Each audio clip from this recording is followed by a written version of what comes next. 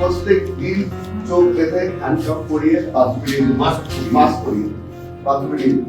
That was our everyday life. আমাকে ছেড়ে দেওয়ার 3-4 দিন আগে বলা হলো মাননীয় প্রধানমন্ত্রী আপনাকে একটা সেকেন্ড চান্স দিচ্ছে।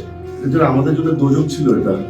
আমার আম্মুকে মারছে, আমার কামড়ে কিন্তু আমি কিছু করতে পারি না। আজকে এটা জাতির জন্য একটা বড় চূড়ান্ত রকমের একটা ডকুমেন্ট হবে।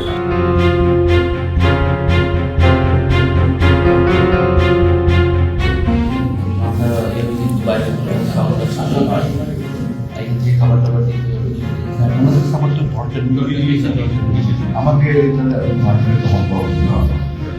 স্পেশাল আর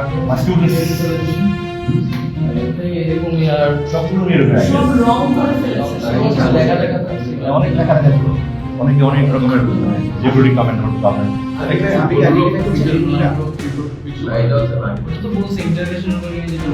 এখানে তো কিছু অল্প সময় থাকে, এখানে তো থাকতাম তখন এখানে আমার চোখ খুলে দিত, আবার এখান থেকে বের করার সময় চোখ হ্যান্ডকাপ লাগায় তারপর ইন্টারভিউশন করে দিয়েছি। ইন্টারভিউশন তো এখানে সারা রাতেও ইন্টারভিউশন করতো, এখানে যদি বা কোনো অজ্ঞান হয়ে গেলে কতখানি অত্যাচার সহ্য করতে পারবে শরীর এইখানে নির্ভর করো। ফার্স্ট এনে এখানে, তারপর ব্যাক টু আওয়ার সেল। আর ওই সেলের মধ্যে যত বছর রাখেন এগুলো চেঞ্জ করার পারপাস কি I don't know. I don't like to say but I wonder why. তা আমাদের কিছু বেঁধে দেন এখানে, আমরা সেটা আপনাকে দেখাতে পারবো আমার সেল কোথায়, ওনার সেল কোথায়।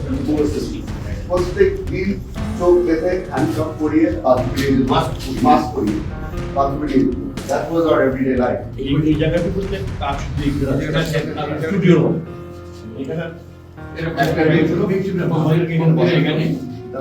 চেয়ারে বসাতো না, ইন্টারভিউশন পিছনে আমার পিছনে কয়েকজন একসাথে থাকতেন না। I never knew you were there. He never knew the interpretation would be the same thing.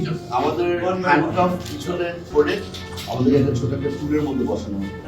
You are never comfortable. যে কোনো সময় আপনি পড়ে যেতে পারেন, পড়ে গেলে ওরা আপনাকে pick you up and sit you back down. You were never, for a second you were never comfortable. এবং এখন বোর্ড ছিল বলুন দেখেন যে রশিদকে হাত পা বেঁধে টাই করে ডাইরেক্ট এবং মোটামুটি রড ছিল, তাকে মোটামুটি পুলিশের প্যাটার্ন লাগছিল।